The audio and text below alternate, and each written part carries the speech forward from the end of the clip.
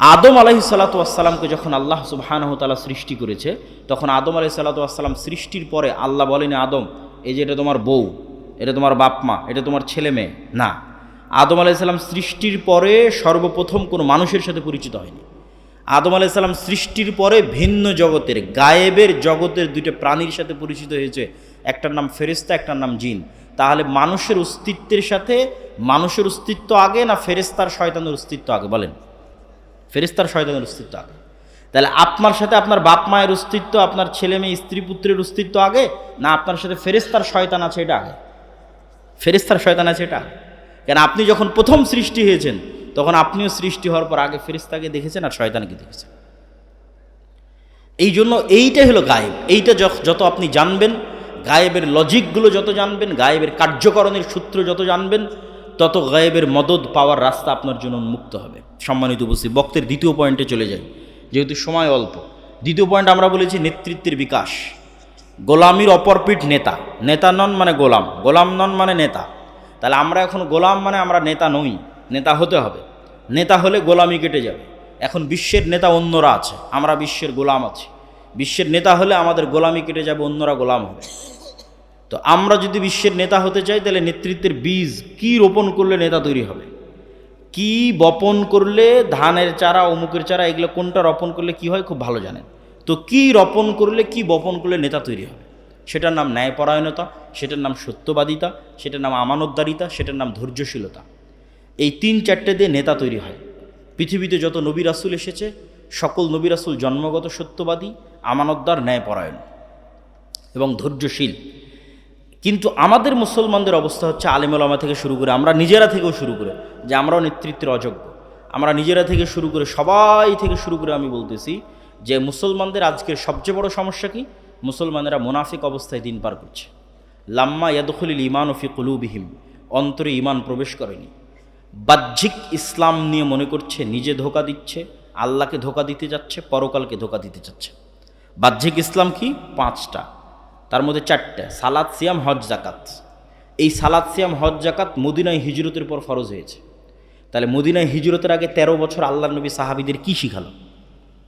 সালাতি যখন নাই, সিয়ামে যখন নাই, হজই যখন নাই, জাকাতি যখন নাই, তাহলে মক্কার 13 বছর করলো কি? মক্কার 13 বছর ঈমান বিল গায়েব শিখিয়েছে। ওটা আসল। মক্কার 13 বছর ঈমান বিল গায়েব শেখানো হয়েছে। সত্যবাদিতা, ন্যায়পরায়ণতা, আমানতদারিতা, ধৈর্যশীলতা শেখানো হয়েছে, নেতা বানানো হয়েছে। তারপরে যখন মাঠ রেডি হয়ে গেছে, তখন তারপরে এসেছে সালাত, সিয়াম, হজ, জাকাত। এখন সালাত, সিয়াম, হজ, জাকাত তো অবশ্যই আদায় করতে হবে, কিন্তু দুঃখজনক হলো সত্য, আমরা এই বাহ্যিক এবাদতগুলোকে নিজেকে ধোঁকা দেওয়া, আল্লাহকে ধোঁকা দেওয়া, মানুষকে ধোঁকা দেওয়ার মাধ্যম বানিয়েছি। নিজেকে ধোঁকা দেওয়ার মাধ্যম কি? যাক, যা সুদ ঘুষ করলাম, এবার হজ করে সব গুনাহ মাফ করে নি, এটা নিজেকে ধোঁকা দেওয়া। তাহলে ওসি, ডিসি, এসপি, মন্ত্রী, মিনিস্টার, এসিল্যান্ড, সাব রেজিস্ট্রার, যে যেখানে ব্যবসায়ী, যে যেখানে দায়িত্ব পালন করতেছে, তার 50%-এরও বেশি নামাজি, তার 60-70%-এর বেশি হয় 1-2 বার ওমরা করেছে, 2-3 বার হজ করেছে, তার 100% অন্তত কোনো মসজিদ, মাদ্রাসা, কোনো কমিটি, জালসা কমিটি এগুলোর সাথে যুক্ত আছে। কিন্তু ওর দায়িত্বের জায়গায় যখন বসতেছে তখন মিথ্যুক, ওর দায়িত্বের জায়গায় যখন বসছে তখন দুর্নীতিবাজ, ওর দায়িত্বের জায়গায় যখন বসে তখন আমানতের খেয়ানতকারী। তাহলে সে মুনাফিক। লাম্মা ইয়াদখুলিল ঈমানু ফি কুলুবিহিম, এটা অসম্ভব। জেনে নেন, এটা অসম্ভব যে একটা অন্তরে ঈমান বিল গায়েবও থাকবে, মানে আল্লাহর উপর ঈমান, ফেরেশতার উপর ঈমান, পরকালের উপর ঈমান থাকবে, আবার ওই অন্তরে মিথ্যাও প্রবেশ করবে, দুর্নীতিও প্রবেশ করবে, ধোঁকাও প্রবেশ করবে। এটা অসম্ভব। এক অন্তরে এই দুটো একত্রিত হবে না। লা ঈমানা লিমান লা আমানাতা লাহু। তাহলে ওই অন্তরে ঈমান প্রবেশ করেনি, বাহ্যিক আমল আছে, আর সে অন্তরের দিক থেকে মুনাফিক। এটা হলো আজকের মুসলমানদের সবচেয়ে বড় সমস্যা। এই জন্য আমি আমার বহু বক্তব্যে বলেছি, আজকের মুসলমানেরা এই যুগের বানু ইসরাইল। কেননা গোলামির মাধ্যমে জাতির চরিত্র পরিবর্তন হয়ে যায়। গোলামি মে বদল জাতি হে কওমোं কি তকদীর, কওমোं কা জমির। আল্লামা ইকবাল বলেছেন, গোলামি করতে করতে জাতির স্বভাব চরিত্র চেঞ্জ হয়ে যায়। তো বানু ইসরাইলেরা তো নবীর সন্তান। নবীর সন্তান কেমনে বলে যে আপনি আর আপনার আল্লাহ গিয়ে যুদ্ধ করেন? নবীর সন্তানেরা কেমনে বলে ঠিক আছে, শনিবারের দিন মাছ ধরতে নিষেধ করলেন, আজ শনিবারের দিন আমরা বেড়া দিয়ে ঘিরে রাখবো, তো রবিবারের দিন মাছ ধরবো। 2 নম্বরই বুদ্ধি। তো নবীর সন্তান। তাহলে নবীর সন্তানেরা এই 2 নম্বরই বুদ্ধি শিখল কোথায়? যখন ফেরাউনের 300-400 বছর গোলামি করেছে, গোলামি করতে করতে স্বভাব চরিত্র পরিবর্তন হয়ে গেছে। কিন্তু মুসা আলাইহিস সালামকে আল্লাহ ওই গোলামদের সাথে বড় করেনি। মুসা আলাইহিস সালামকে আল্লাহ বড় করেছে ফেরাউনের বাড়িতে, যাতে মুসা আলাইহিস সালামের মধ্যে এগুলো চুরি, চামারি, বাটপারি, দুর্নীতি, 2 নম্বরই, মিথ্যা এগুলো প্রবেশ না করে, যাতে মুসা আলাইহিস সালাম আত্মমর্যাদা, আত্মসম্মান, সত্যবাদিতা, ন্যায়পরায়ণতা, আমানতদারিতা, ধৈর্যশীলতা এগুলো গুণে নেতা হয়। তো মুসা আলাইহিস সালাম ফেরাউনের বাড়িতে বড় হয়ে হলেন নেতা। এবার নেতার সাথে পুরো কওম গোলাম। কেন? এই কওম 300 বছর থেকে গোলামি করতেছে, 400 বছর থেকে গোলামি করতেছে, যাদের রক্তের মধ্যে মিথ্যা, ধোঁকা, দুর্নীতি ঢুকে আছে। তাহলে এই জাতিকে নিয়ে এক নেতা কেমনে চলবে? চলতে পারেনি। এক মুসা আলাইহিস সালাম মাত্র নেতা, বাকি সবার মেন্টালিটি গোলাম। পদে পদে মুসা আলাইহিস সালামকে তারা বাধা দিয়েছে। শেষ পর্যন্ত মুসা আলাইহিস সালাম বিরক্ত হয়ে আল্লাহকে বলেছে, আল্লাহ, এই জাতির দায়িত্ব আমি পালন করতে পারবো না, আমাকে উঠিয়ে নেন। কেন? নেতা একমাত্র ছিল মুসা আলাইহিস সালাম, কারোর মধ্যে নেতৃত্বের গুণ ছিল না। তো আজকের মুসলমানেরা জন্মগত নেতা ছিল। কেননা মুসলমানদের আদি পিতা তথা বানু ইসমাইলের বংশধর কোনোদিন গোলাম ছিল না। ফলত ইসমাইলের বংশধর পুরোটাই জন্মগত নেতা। যেমন আব্দুল মুত্তালেব কাফের এবং মুশরিক অবস্থায় মৃত্যুবরণ করেছে, কিন্তু কোনো মায়ের সন্তান দাঁড়িয়ে বলতে পারবে না যে আব্দুল মুত্তালেব কারো 1 টাকা মেরে নিয়েছে। কেউ দাঁড়িয়ে বলতে পারবে না যে আব্দুল মুত্তালেব এখানে ধোঁকাবাজি করেছে। আব্দুল মুত্তালেবের ছেলে আবু তালেব, আলী রাদিয়াল্লাহু তাআলা আনহুর পিতা, কাফের এবং মুশরিক অবস্থায় মৃত্যুবরণ করেছে, কিন্তু কেউ দাঁড়িয়ে বলতে পারবে না যে আবু তালেব কারো 1 টাকার তসরুফ করেছে, আবু তালেব কারো উপর অন্যায়ভাবে জুলুম করেছে, আবু তালেব কাউকে ধোঁকা দিয়েছে। কেন? এরা কোনোদিন গোলাম হয়নি, এরা জন্মগত নেতা, এরা কুরাইশ, এরা ইসমাইলের সন্তান, এরা জন্মগত নেতা। আবু সুফিয়ান প্রত্যেক যুদ্ধে মুসা আলাইহিস মুহাম্মদ সাল্লাল্লাহু আলাইহি ওয়াসাল্লামের বিরুদ্ধে, বদরে মুহাম্মদ সাল্লাল্লাহু আলাইহি ওয়াসাল্লামের বিরুদ্ধে, উহুদে মুহাম্মদ সাল্লাল্লাহু আলাইহি ওয়াসাল্লামের বিরুদ্ধে, খন্দকে মুহাম্মদ সাল্লাল্লাহু আলাইহি ওয়াসাল্লামের বিরুদ্ধে নেতা তথা কাফের মুশরিকদের সর্দার, আর একদিকে মুসলমানদের সর্দার মুহাম্মদ সাল্লাল্লাহু আলাইহি ওয়াসাল্লাম। এই আবু সুফিয়ানকে যখন বাদশাহ হিরাক্লিয়াস জেরুজালেমে জিজ্ঞেস করছে মুহাম্মদ সাল্লাল্লাহু আলাইহি ওয়াসাল্লাম সম্পর্কে, তখন রেকর্ডার নাই, লাইভ নাই, ক্যামেরা নাই, কিচ্ছু নাই, তাও আবু সুফিয়ান মিথ্যা বলেনি, একটা শব্দ মিথ্যা বলেনি।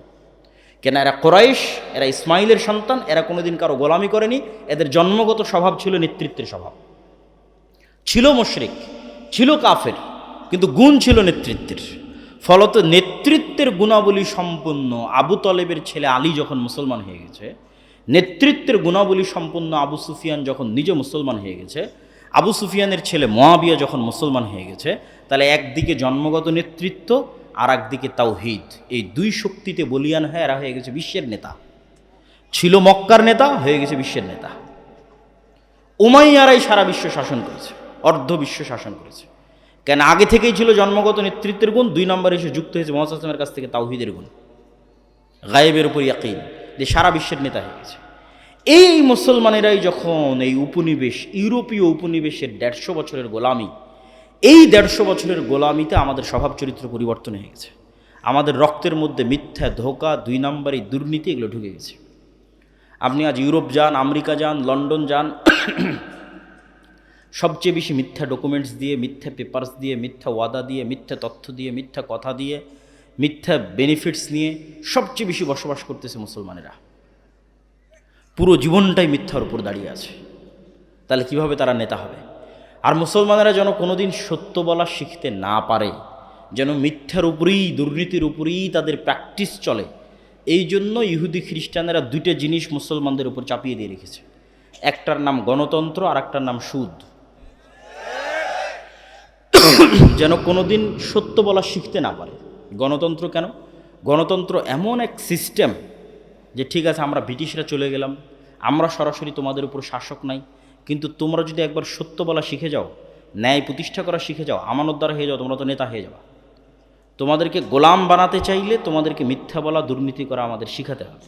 এই কালচার অব্যাহত রাখতে হবে। আর এই কালচার অব্যাহত রাখার জন্য গণতন্ত্র লাগবেই। গণতন্ত্র এমন এক সিস্টেম যেখানে এক দল আর এক দলের বিরুদ্ধে বলবে তো বলবেই, একই আসনের মনোনয়ন প্রার্থী একই দলের একজন আরেকজনের বিরুদ্ধে মিথ্যা, নিন্দা, গীবত, তহমত, দুর্নীতি, টাকা দিয়ে মনোনয়ন কেনার চেষ্টা করবে। তাহলে যতজন এমপি পদে দাঁড়িয়েছে এরা আল্লাহর দৃষ্টিতে গায়েবের লজিকে গোলাম। হতে পারে নেতা, হতে পারে এমপি, কিন্তু গায়েবের লজিকে এরা সব কি বলেন তো? গোলাম, কৃতদাস। কেন? শুরুটা হয়েছে মিথ্যা এবং দুর্নীতিতে, এরা নেতা হতে পারবে না। এই মিথ্যুক দুর্নীতিবাজ এমপি, মন্ত্রী, মিনিস্টার যখন দেশের দায়িত্ব নেবে, তখন ও ভারত আর আমেরিকার টাকার কাছে বিক্রি হয়ে যাবে। কেননা ওই জন্যই ওকে তৈরি করা হয়েছে। কে একজন সত্যবাদী আমানতদার নেতার যদি জন্ম হয়, ও তো টাকার কাছে বিক্রি হবে না। তাহলে গণতন্ত্র অব্যাহত রাখতে হবে যেন মিথ্যুক তৈরি হয়। গণতন্ত্র মিথ্যুক, দুর্নীতিবাজ, ধোঁকাবাজ তৈরির কারখানা। এখানে সব নেতা মিথ্যুক অবস্থায় আসতে হবে, ওইভাবেই কালচার তৈরি করা আছে। পয়েন্ট নাম্বার 2, সুদ। আপনাদের গাইবান্ধার যত মা বোন কিস্তিতে টাকা নিয়েছে, এরা নিজেরা তো মিথ্যা বলে, ছেলে মেয়েকেও মিথ্যা বলা শিখিয়েছে। যে বলো বাড়িতে নাই, বলো কাল দিব, এই সমস্যা, ছেলে মেয়েকেও মিথ্যা বলা শিখিয়েছে। এটা আমি বলিনি, রাসূল সাল্লাল্লাহু আলাইহি ওয়াসাল্লাম বলেছে যে মানুষ যখন কর্জ নেওয়া শুরু করে, মিথ্যা বলা শুরু করে। আর মিথ্যা বললে আর নেতা হওয়া যাবে না, মানে গোলামির জিঞ্জির আর ভাঙবে না। কেন গায়েবের লজিকে নেতৃত্বের গুণের একমাত্র শুরুর রাস্তাই হচ্ছে সত্যবাদিতা, আমানতদারিতা, ন্যায়পরায়ণতা, ধৈর্যশীলতা। তাহলে আপনি নেতা হতে চান, গোলামির জিঞ্জির ভাঙতে চান, এই গুণগুলো লাগবে। এই গুণগুলো ছাড়া সম্ভব নয়। পয়েন্ট নাম্বার 3, সৎ আমল। গায়েবের লজিকে গায়েবের মদদ পৃথিবীতে টেনে নিয়ে আসার শর্ত যতক্ষণ পূরণ করতে না পারবেন, গায়েবের মদদ আসবে না। আর ভূমিকাতে বলে দিয়েছি, গায়েবের মদদ ছাড়া মুসলমানদের বিজয় সম্ভব নাকি? বলেন না যে গায়েবের মদদ ছাড়া মুসলমানদের বিজয় সম্ভব, ফুল স্টপ।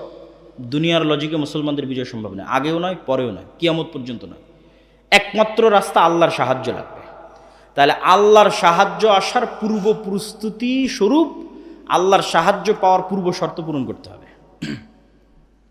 তো সাহায্য পাওয়ার পূর্ব শর্তের 3 নম্বর পয়েন্ট হচ্ছে সৎ আমল। যেমন কল্পনা করেন, একদল প্রজন্ম যারা ঈমান বিল গায়েবে ইয়াকিন রাখে, একদল প্রজন্ম যারা মিথ্যা বলা জানে না, দুর্নীতি, ধোঁকাবাজ 2 নম্বরই জানে না, সত্যবাদী, আমানতদার, ন্যায়পরায়ণ। 3 নম্বর, এই প্রজন্ম মোটামুটি আল্লাহর গায়েবী মদদ অর্জনের যোগ্যতা অর্জন করতেছে।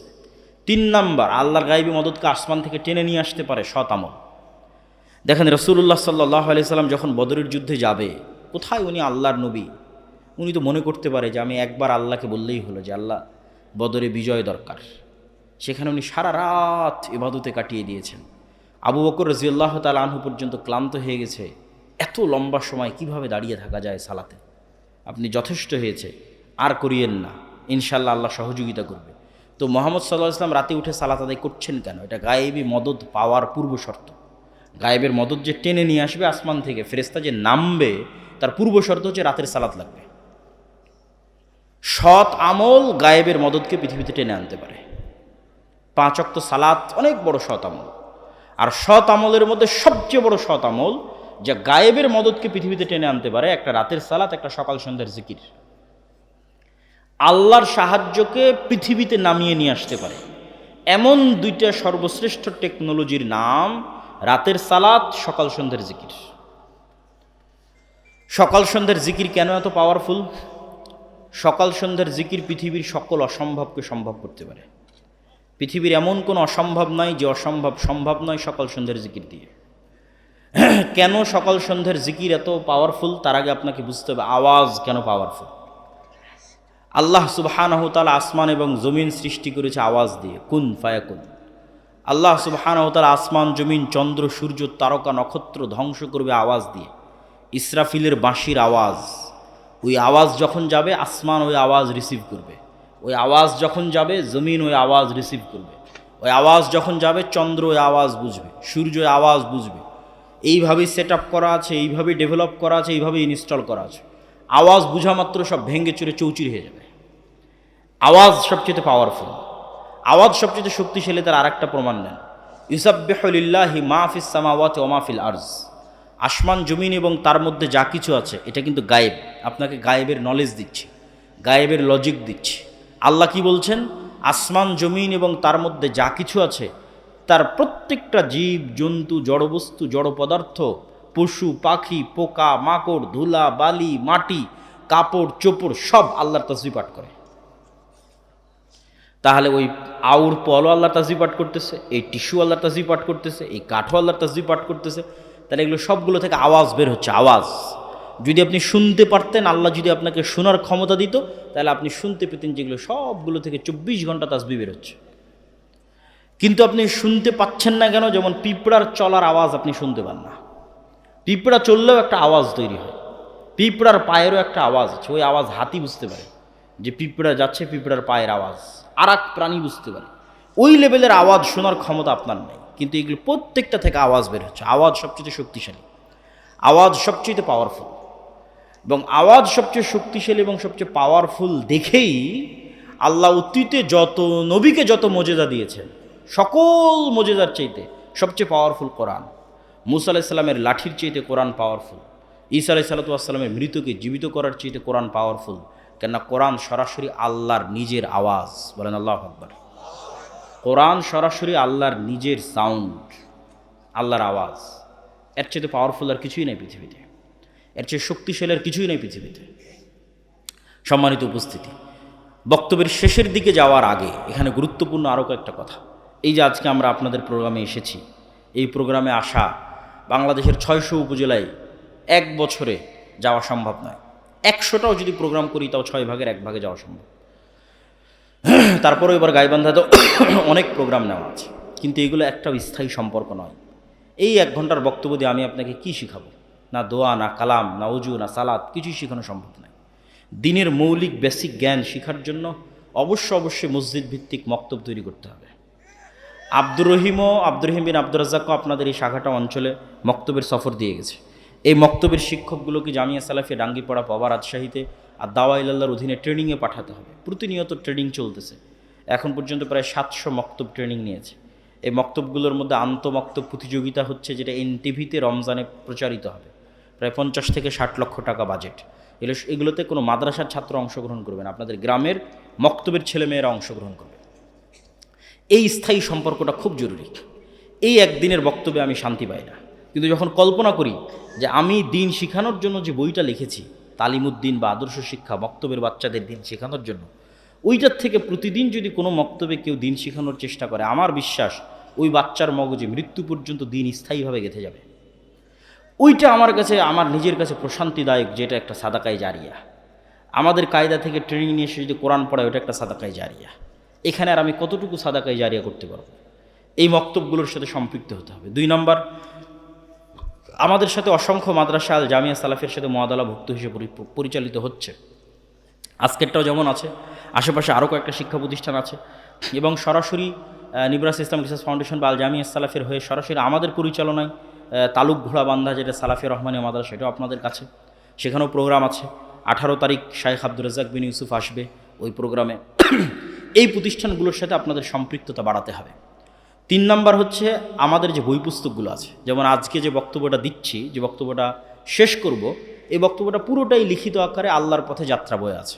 হয়তো এতটা এইভাবে একটার পর একটা যেভাবে বলতেছে এইভাবে নাই, কিন্তু সবগুলোর দলিল সহ লিখিত আকারে আল্লাহর পথে যাত্রা, যেটা নতুন বই, এটা ঈমান বিল গায়বে ইয়াকিন তৈরি করার জন্যই লেখা। আজকে এই বইটা সম্ভবত নাই, কেন বইটা শেষ হয়ে গেছে, বাজারেই নাই। এই বইটা অনলাইন থেকে খুঁজে আপনাদের অর্ডার দিয়ে বইটি পড়ার উদাত্ত আহ্বান জানাচ্ছি। পাশাপাশি শাইখ আব্দুর রাজ্জাক বিন ইউসুফের যে বইগুলো আছে, উপদেশ, সালাতের বই, দোয়ার বই, এই বইগুলোকে আপনারা মূল্যায়ন করবেন। এবং 1000 প্রশ্নোত্তরের একটা বই আছে ফতোয়ার, যেখানে তায়াম্মুম বলেন, অজু বলেন, ফরজ গোসল বলেন, হাইজ নেফাস বলেন, সালাত বলেন, সালাতের একদম শেষ পর্যন্ত 1000 প্রশ্নোত্তর, এমন কোনো প্রশ্ন নাই যার উত্তর নাই। এই বইগুলোকে আপনারা মূল্যায়ন করবেন, আর যেটা মূল্যায়ন না করে যেতে পাবেন না, সেটার নাম মাসিক আল ইতিসাম। এই এত ব্যস্ততার মধ্যে, প্রতিদিন এত প্রোগ্রামের মধ্যে আমি নিজে 3টা প্রবন্ধ লিখি মাসিক আল ইতিসামে।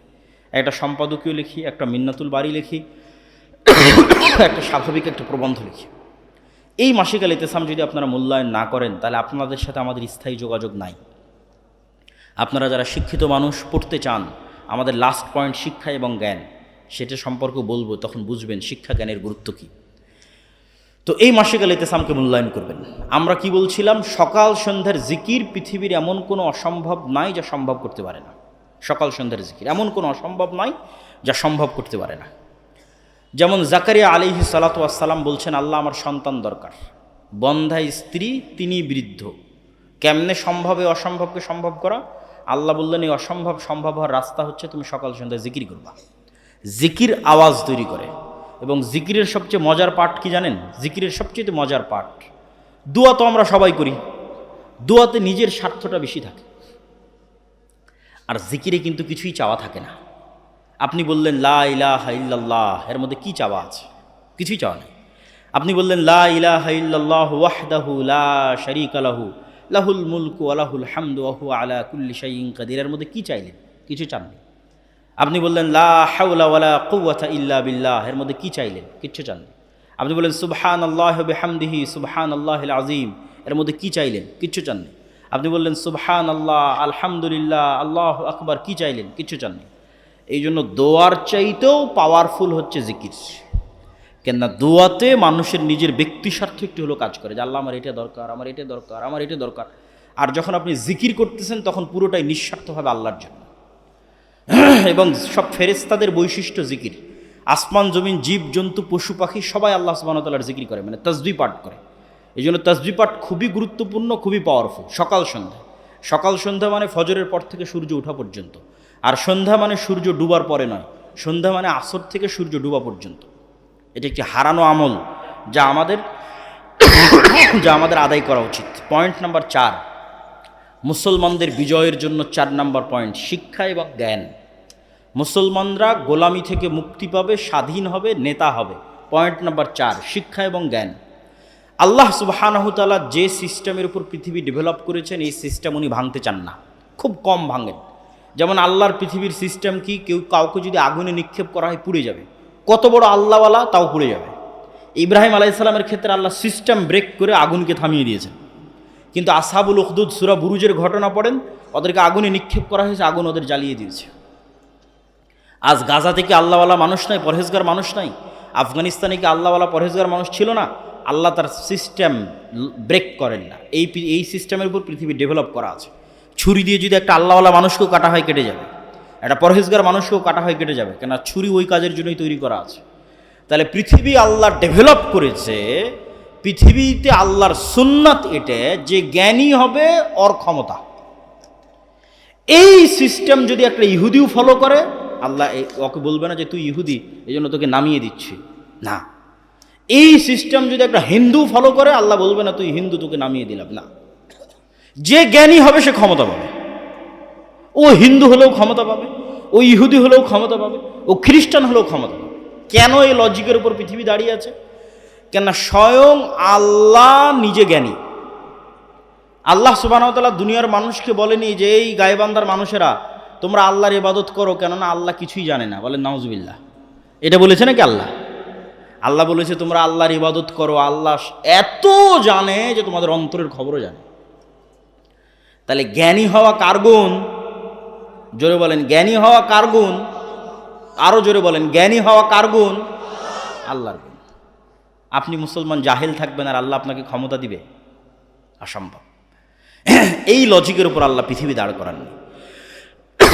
জ্ঞানী হওয়া আল্লাহর গুণ। পয়েন্ট নাম্বার 2, জ্ঞানে ক্ষমতা পাওয়া যায় তার 2 নম্বর দলিল। ওয়াইজ কুলনা লিল মালাইকাতি ইসজুদু লি আদম ফাসাজাদু ইল্লা ইবলিস ওয়াইজ ক্বালা রাব্বুকা লিল মালাইকাতি ইন্নী জাইলুন ফিল আরদি খলিফা। আল্লাহ ফেরেশতাদের ডাক দিয়ে বললেন আদমকে সৃষ্টি করব। আদমকে সৃষ্টি করার পর ফেরেশতাদের বললেন আদমকে সিজদা করতে হবে। ইবলিস বলল আদমকে সিজদা করতে পারবো না, কেননা আদম মাটির তৈরি, আমি আগুনের তৈরি। ইবলিসের প্রশ্নই ভুল, ইবলিসের প্রশ্নই ভুল। কেননা ইবলিসের প্রশ্ন হচ্ছে ইবলিস আগুনের তৈরি হয়ে মাটির তৈরি, আদমকে সিজদা দিবে না। যদি কি থেকে তৈরি হয়েছে এটাই লজিক হয়, তাহলে ইবলিসের চেয়েও শ্রেষ্ঠ জিনিস দিয়ে ফেরেশতারা তৈরি হয়েছে, এটা হচ্ছে নূর। কথা মানে আমার বুঝতে পারেন? আগুনে তৈরি হওয়ার কারণে ইবলিস যদি আদমের তৈরি, মাটির তৈরি আদমকে সিজদা না করে, তাহলে ফেরেশতারা নূরের তৈরি, তো জিনের চেয়েও শ্রেষ্ঠ জিনিস দিয়ে তৈরি হয়েছে, তারা কেমনে সিজদা করবে? প্রশ্ন কেন ভুল? আল্লাহ আদমকে তৈরি হওয়ার কারণে কি থেকে তৈরি করেছে এই কারণে সম্মান দেয়নি। আল্লাহ আদম জিনের চেয়েও জ্ঞানী। বলেন আল্লাহু আকবার। জ্ঞানের শ্রেষ্ঠত্বে সিজদা চলতেছে, জ্ঞানের শ্রেষ্ঠত্বে সিজদা চলতেছে। ফেরেশতাদের চেয়ে জ্ঞানী, জিনের চেয়ে জ্ঞানী। কি দিয়ে তৈরি হয়েছে এটাতে নয়, অতএব প্রশ্নই ভুল। ইবলিসকে সিজদা করতে হবে, কারণ আদম আলাইহিস সালাম তখন ইবলিসের চেয়েও জ্ঞানী, ফেরেশতাদের চেয়েও জ্ঞানী। কিয়ামত পর্যন্ত যে জাতি জ্ঞানে এবং শিক্ষায় এগিয়ে যাবে সে জাতি ক্ষমতা পাবে। এইটাই আল্লাহর লজিক, এটার উপরেই আল্লাহ পৃথিবী ডেভেলপ করেছে। ওই যে যুদ্ধের কথা বললাম, 300 জন ব্যক্তি পানি পান না করে নদী পার হয়ে তলুত আর দাউদ, ওই যুদ্ধের আগে বানু ইসরায়েলেরা একত্রিত হয়ে নবী শামুইলের কাছে গেছে যে আমরা জেরুজালেম উদ্ধার করতে চাই, একটা নেতা বানিয়ে দেন। এখন এই যে পাদুম শহরের এই মাদ্রাসা থেকে যদি 10 জন লোক আমার কাছে আসে, এসে বলে যে এই মাদ্রাসায় আমরা একটা প্রোগ্রাম করতে চাই, আপনি আমাদের মধ্যে কাউকে দায়িত্ব দেন, কে প্রোগ্রাম করবে? তো আমি কি ওদের মধ্যেই দায়িত্ব দিব না ওদের বাইরে কাউকে দায়িত্ব দিব? ওদের মধ্যেই কাউকে দায়িত্ব। তো বানু ইসরায়েলেরা বড় বড় নেতা 10-15 জন গেছে নবীর কাছে যে আমাদের একটা নেতা বানিয়ে দেন। তখন নবী বলছে আল্লাহ তোমাদের নেতা বানিয়ে দিয়েছে তালুতকে। এরা ডানে বামে খুঁজে পায় না তালুতকে। স্টেজে এতগুলো মানুষ বসে আছে, এর মধ্যে কে তালুত? কেউ না। ওই কোথায় কোন গ্রামে এক গরিব মানুষ যাকে কেউ চিনে না, যে নেতা নয়, ওর নাম তালুত। তখন বানু ইসরায়েলরা বলছে, এই নেতারা জিজ্ঞেস করছে যে তালুত না টাকা আছে, তালুতের না বংশমর্যাদা আছে, সে নেতা হয় কেমন? এবার আল্লাহ বলছে তালুতকে আমি কেন নেতা করেছি? বাস্তাতান ফিল ইলমি ওয়াল জিসম, তালুতকে নেতা বানিয়েছে কেন না তালুত তোমাদের চেয়ে জ্ঞানী বেশি। বলেন আল্লাহু আকবার। তাহলে আল্লাহর গায়েবের লজিকে ক্ষমতা কার? জ্ঞান যার। ক্ষমতা কার বলেন তো? নেতাকে? জ্ঞানে যে আগে। এখন আপনি বলেন যে আপনি যদি একটা ইহুদি পাড়ায় যান, একটা ইহুদি গোত্রে যান, ওর ছেলে মেয়ে কী করছে আর আপনার এই গাইবান্ধা শাখাটার ছেলেমেয়েরা কী করছে? গাইবান্ধা শাখাটার ছেলেমেয়েরা বিড়ি, সিগারেট, জুয়া, নেশা, মদ, তামাক, তারপরে free fire, PUBG, TikTok, Facebook, এমন কোনো সময় নষ্টের রাস্তা নাই যে সময় নষ্টের রাস্তা এরা সময় নষ্ট করতেছে না। তাহলে এরা নেতা হবে না গোলাম হবে? গোলাম। আর ও যদি ইহুদিও হয়, ও যদি হিন্দুও হয়, জ্ঞানের পিছনে সময় দিচ্ছে পৃথিবীর নেতৃত্ব। আর এই লজিকের উপরে আল্লাহ পৃথিবী তৈরি করেছে, এটার উপরেই পৃথিবী দাঁড়িয়ে আছে। অতএব জ্ঞানী হওয়া ছাড়া কোনো রাস্তা নাই, জ্ঞানী হওয়া ছাড়া কোনো রাস্তা নাই। আপনি ঢাকা বিশ্ববিদ্যালয়ে যান, যখন ফুটবল বিশ্বকাপ হবে, গোটা ঢাকা বিশ্ববিদ্যালয় মিলে বড় স্ক্রিন লাগিয়ে ফুটবল খেলা দেখবে। এরকম একটা রেকর্ড আপনি অক্সফোর্ড, ক্যামব্রিজ, হার্ভার্ড ইউনিভার্সিটির এনে দেবেন। তাহলে নেতা ঢাকা বিশ্ববিদ্যালয়ের ছাত্ররা হবে বিশ্বের, না নেতা অক্সফোর্ড ক্যামব্রিজের ছাত্ররা হবে? অক্সফোর্ড ক্যামব্রিজের ছাত্র। কেন? ওরা ওদের সময়কে জ্ঞানের পিছনে লাগাচ্ছে। আর ইহুদিরা এটাই চায় যে দুনিয়ার মানুষ যত নেশাগ্রস্ত থাকবে তত এদের কন্ট্রোল করা সহজ। এই গাইবান্ধার শাখাটার সব মানুষ যদি নেশাগ্রস্ত হয়, এদের কন্ট্রোল করা সহজ না কঠিন বলেন তো? অনেক সহজ। সারা পৃথিবীর সব মানুষ যদি এরকম নেশা জুয়ায় মত্ত থাকে, এরা তো গোলাম, অটোমেটিক গোলাম। এদের নিজস্ব, এরা হচ্ছে জম্বি, বলে যে এক প্রকার জম্বি প্রাণী, জম্বি ভাইরাস, যার নিজস্ব কোনো স্বাধীন চিন্তা শক্তি নাই। ও অন্যের দ্বারা কন্ট্রোল হয়, চলতেই থাকে, বুঝে না আগে পিছে কি আছে। এই জম্বি প্রাণীর মতো প্রাণী হয়ে যাবে এরা। টিকটক, ফেসবুক, ইউটিউব, জুয়া, মদ, নেশা, তার জীবনের কোনো লক্ষ্য উদ্দেশ্য আছে, কিছু করতে হবে, এগুলো না, পরিপূর্ণরূপে গোলাম, অন্যের দ্বারা কন্ট্রোল।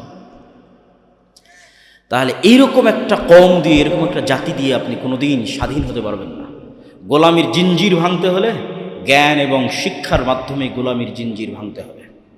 অতএব যে কোনো মূল্যে জ্ঞানের চর্চা বাড়াতে হবে। যতজন এখানে উপস্থিত হয়েছে, কয়জন বই পড়ে?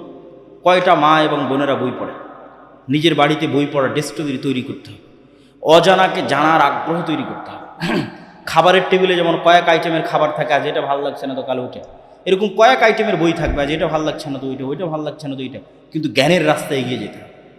যুবক সমাজ যারা উপস্থিত আছে তাদেরকে জ্ঞানের পিছনে সময় দিতে হবে। এই পুরো ফেসবুককে ডেভেলপ করা আছে, পুরো টিকটককে ডেভেলপ করা আছে, কোটি কোটি টাকা এর পিছনে ব্যয় করা আছে। শুধু এই সাইকোলজিক্যাল যারা সায়েন্টিস্ট, মানসিক বিজ্ঞানী যারা, ওদের পিছনে কোটি কোটি টাকা বেতন দিয়ে নির্ধারণ করা আছে যে কোন কালার, কোন ফিচার মানুষের সময়কে বেশি টেনে রাখতে পারবে, ওই কালার, ওই ফিচার কোনটা বের করো। তখন দেখবেন যে সব নীল কালার। কেননা তারা গবেষণা করে বের করেছে যে নীল মানুষের ব্রেনকে বেশি অ্যাট্রাক্ট করতে পারে।